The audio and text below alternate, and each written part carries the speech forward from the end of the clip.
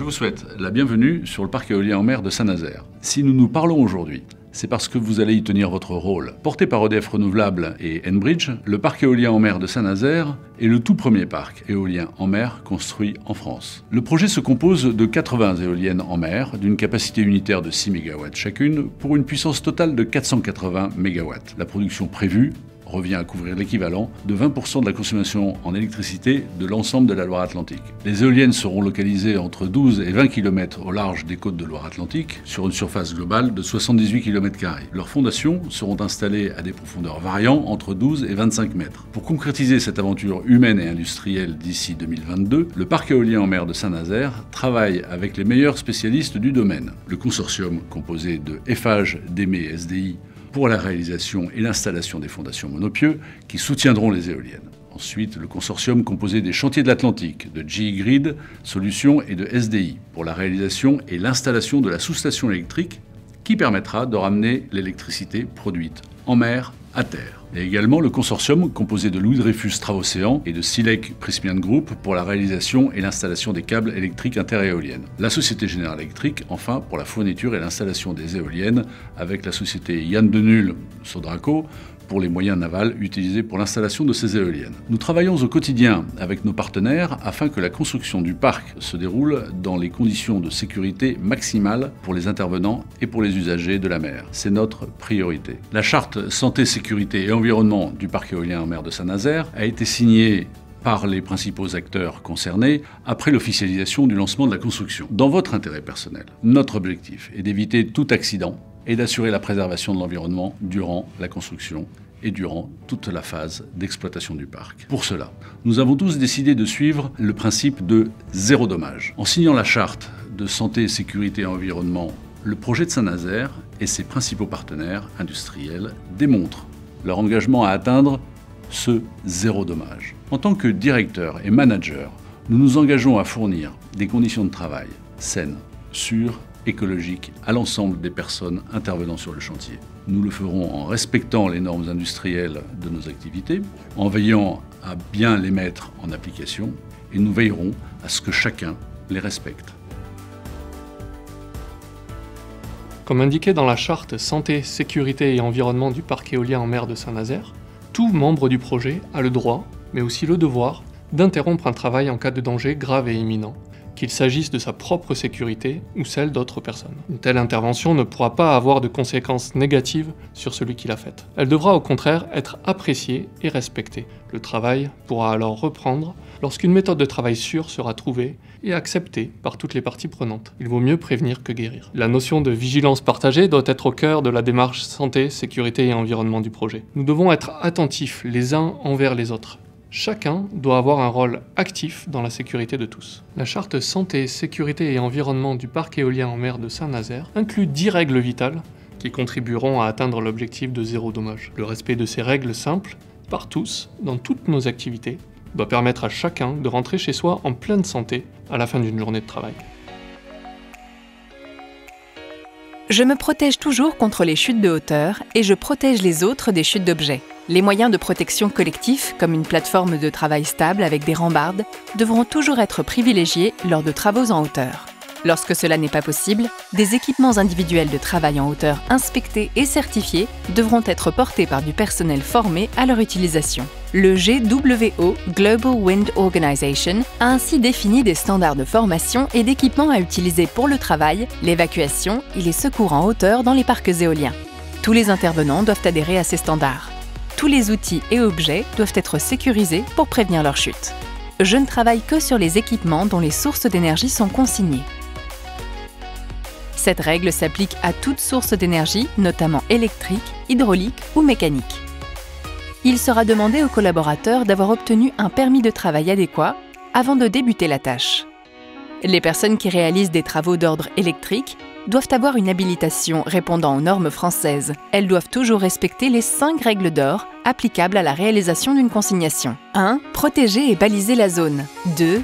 Déconnecter complètement l'installation électrique. 3. Prévenir toute reconnexion, mettre en place un cadenas et un affichage. 4. Effectuer la dissipation-rétention de l'énergie. Et 5. Vérifier l'absence de tension. Je porte toujours les équipements de protection individuelle adaptés. Certains équipements de protection individuelle doivent être portés à tout moment. Le casque, les chaussures de sécurité, la combinaison de travail, les gants et les lunettes de sécurité. Selon l'activité et l'évaluation des risques associés, d'autres équipements de protection individuelle pourront être requis. Des bouchons anti-bruit, un gilet rétro-réfléchissant, un gilet de sauvetage ou un harnais. Je maintiens toujours une distance de sécurité vis-à-vis des équipements en mouvement. Cela peut inclure les grues, les chariots élévateurs, mais également les outils rotatifs lorsqu'ils sont en mouvement, comme le disque d'une meuleuse ou les engrenages d'une machine. Il est également crucial de ne pas se positionner dans la ligne de mire de sources potentielles d'énergie, comme des treuils sous tension. Lorsque cela est possible, il faut mettre en place des barrières physiques entre ces équipements en mouvement et le personnel. Je ne marche ni ne stationne jamais sous une charge suspendue. Toute opération de grutage doit avoir son plan de levage dédié. Le levage doit être préparé de façon à ce qu'aucune personne ne puisse se situer sous la charge. La charge doit aussi être inspectée et tout élément susceptible de tomber, enlevé. L'utilisation de cordes de guidage doit être privilégiée en adéquation avec le plan de levage et l'évaluation des risques. Le matériel doit être inspecté et certifié.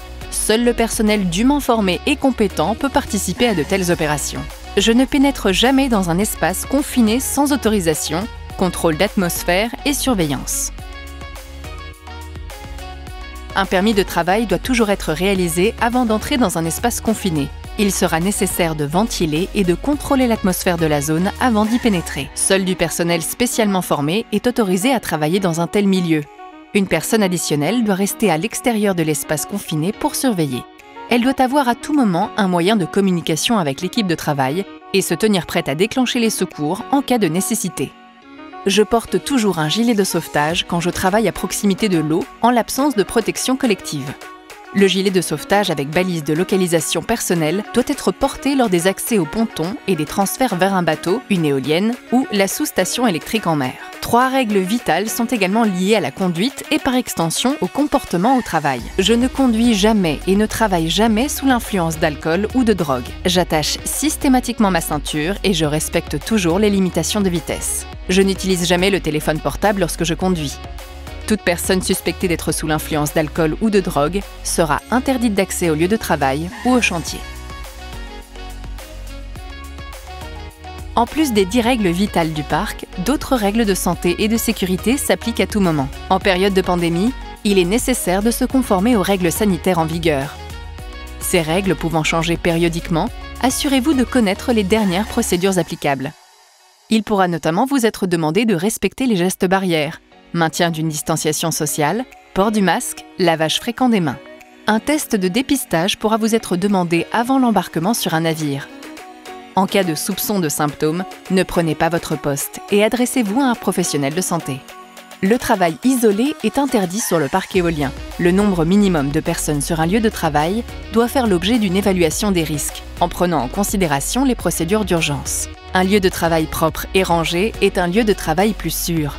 Prenez le temps de préparer votre activité et évitez de placer des objets qui pourraient entraîner un risque de trébuchement sur un lieu de passage. Collectez les déchets et débris au fur et à mesure de l'avancement du travail. Les outils de travail doivent avoir un marquage CE, être contrôlés et calibrés ou certifiés lorsque nécessaire. Le travail manuel doit se faire en respectant les préconisations d'usage. Préférez la manutention mécanique lorsque cela est possible. Limitez la charge à porter et se faire aider si besoin. Planifiez le cheminement à effectuer de manière à éviter tout obstacle ou risque de chute et utilisez les techniques de gestes et postures de manière à garder le dos droit. Le transfert en mer de personnel nécessite également la plus grande attention pour être réalisé en toute sécurité. Ces transferts nécessiteront toujours de porter un gilet de sauvetage avec balise de localisation personnelle et une combinaison de survie en mer si la température de l'eau est inférieure à 10 degrés Celsius. Pour le transfert entre 2 navires, une induction spécifique doit être réalisée selon le moyen choisi. Pour accéder à une éolienne ou à la sous-station électrique en mer, il est obligatoire d'être détenteur d'une formation spécifique. Une fois le CTV, Crew Transfer Vessel, navire de transfert de personnel, stabilisé contre le boat landing, le matelot descendra l'extrémité de la ligne de vie auto-rétractable. Attendez son signal pour connecter votre système anti-chute à la ligne de vie et monter l'échelle. Si vous n'êtes pas à l'aise avec les conditions de transfert, faites-le savoir. Un système de gestion des risques santé, sécurité et environnement est mis en œuvre au sein du projet pour organiser les activités. Tout travail doit ainsi être décrit dans une procédure approuvée et faire l'objet d'une évaluation des risques. Il est primordial que les procédures de travail soient respectées à la lettre et que les travailleurs aient connaissance des mesures de contrôle qui y sont associées. Pour ce faire, un briefing sécurité, où les consignes de sécurité seront explicitées, devra être réalisé au démarrage de chaque journée de travail offshore et avant chaque activité critique.